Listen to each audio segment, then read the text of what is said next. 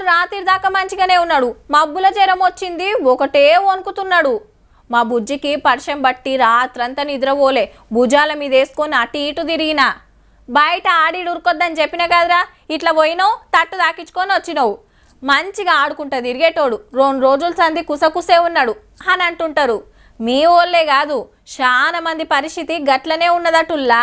మీ పోరలు మంచిగానే మాట్లాడుతున్నారా? మనం చెప్పింది అర్థమైతుందా? పిలిస్తే ఎమ్మటే వలుకుతున్నారా అనేది చూసుకోండి. ఎందుకంటే రాష్ట్రంలో 8 లక్షల మంది పిల్లలు చిన్న చిన్న బీమాలతోని తిప్పలు పడుతున్నారట. మరి చాలా మందికి నెత్తురు తక్కువ ఉన్నదట, కొందరికి చెవులు చక్కగా వినిపిస్తలేవట, ఇంకొందరికి కంటి చూపు తగ్గుతుందట.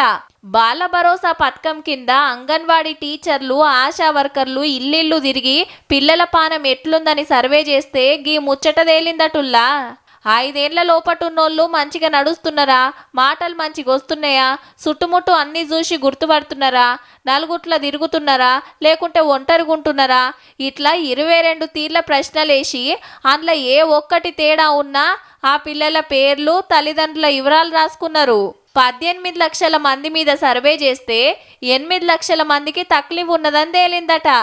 అట్లాని తల్లిదండ్రులు ఏం టెన్షన్ పడాల్సిన పని లేదబ్బా, ఏదున్నా సర్కారే ఫ్రీగా వైద్యం చేపియబోతుంది. ఇప్పుడు పిల్లలు మంచిగుంటేనే కదా రేపటి తెలంగాణ బాగుండేది.